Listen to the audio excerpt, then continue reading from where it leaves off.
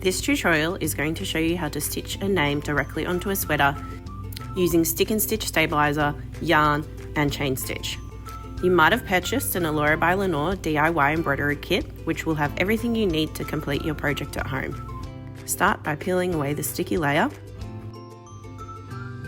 Make sure your sweater below is completely flat and place the name directly in the centre or wherever you would like it to be. Press down firmly to ensure that it is well stuck.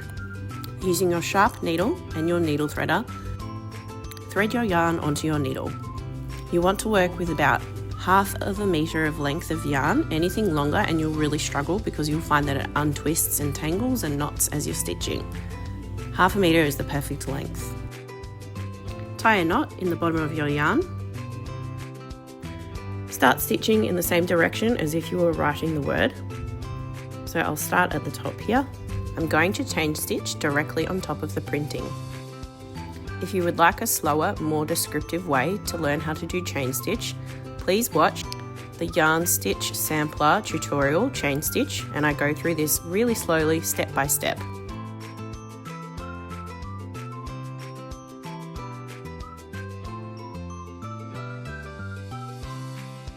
If your font is curved, you can simply chain stitch following the direction of the writing.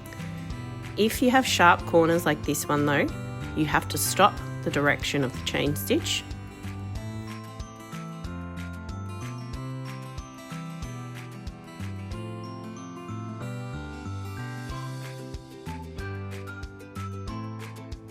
And you're going to start a fresh new line by coming up through the center of that last loop. And then you'll start another chain stitch heading straight down. Here's another example of going around the corner. You finish off the chain stitch.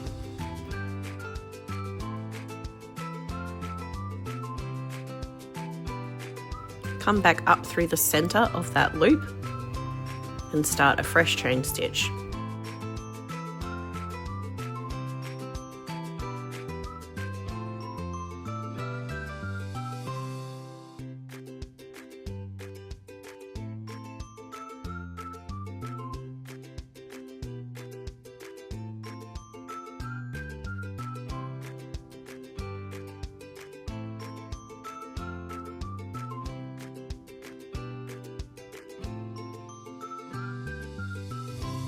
Flip your sweater over and do some whipped back stitches to get back to the center of the letter to complete that last bit of the E. This makes sure that the back of your stitching is really neat and that there's going to be less pulling.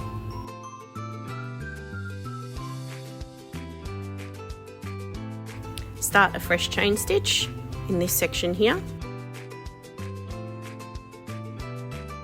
Sometimes your yarn will get a little bit tangled, but you just have to work gently with it to untangle it and continue your work.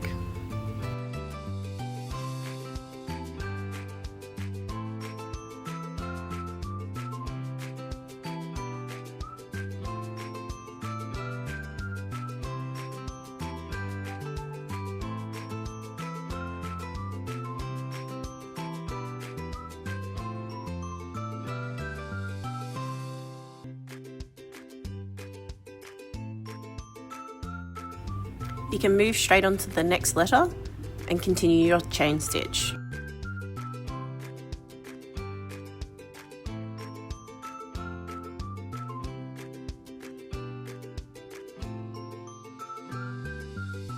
For the letter O, you need to make it look like there's no end, and the trick to do that is to finish your chain stitch right at the end there and then thread your needle under the first loop and bring it back around to that finishing loop and pull through.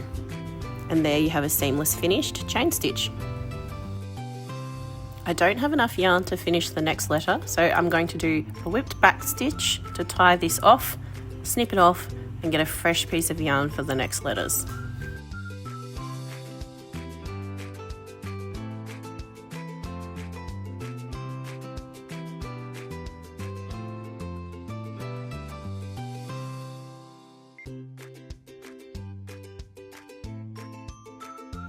This new piece of yarn is actually a little bit short to finish this entire letter, so I'm going to show you how to add a new piece of thread in the middle of a chain stitch.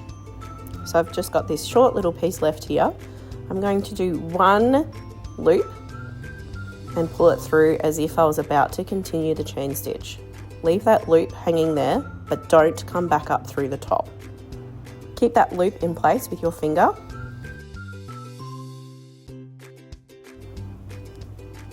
Turn your piece over and complete some whipped back stitches to secure. Make sure you don't pull these stitches too tight because you'll end up pulling that loop through because it doesn't have anything to hang on to on the other side. So just keep them pretty loose but secure at the same time.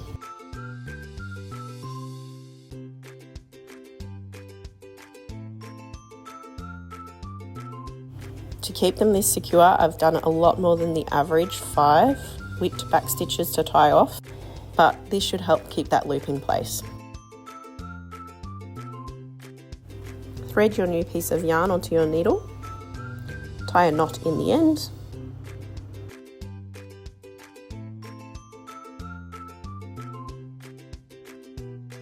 then you're going to bring your needle directly up underneath that loop and through the center and pull until you feel that knot snag.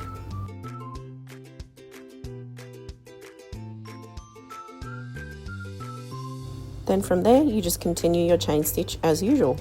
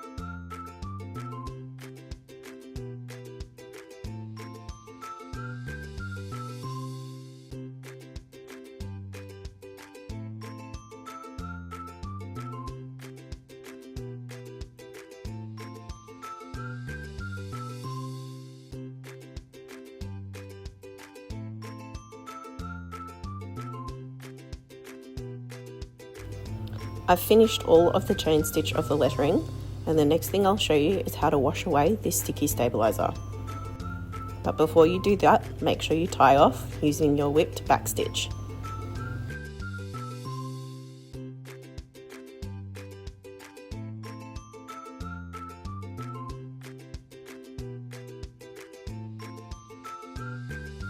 Fill your sink or a large bowl with lukewarm water.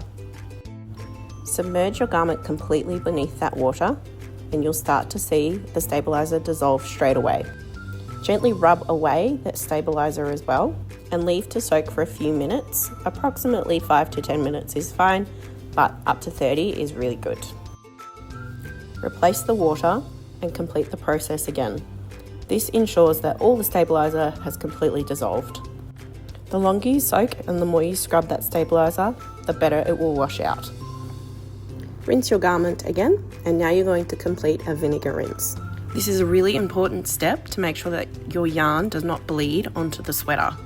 Sometimes the colour can run after multiple washes, so we want to make sure that this is a really long-lasting garment. Fill up your sink with cold water, add a splash of white vinegar and soak for about 30 minutes. Rinse out thoroughly, and now your garment is good to wash as usual. So you can wash these garments in the washing machine as long as you're using a garment bag. Turn it inside out, cold water, delicate cycle, and sensitive laundry detergent. Squeeze out any excess water. Roll in a clean dry towel to remove any excess water and squeeze firmly. Then you're going to leave it flat to dry overnight. And here is your finished piece. Well done! If you have any questions, you can contact me directly on Instagram or even via email elorabylenore@gmail.com. Make sure you like and subscribe to Elora by Lenore's YouTube channel because I constantly update new tutorials with new designs. Thank you for watching.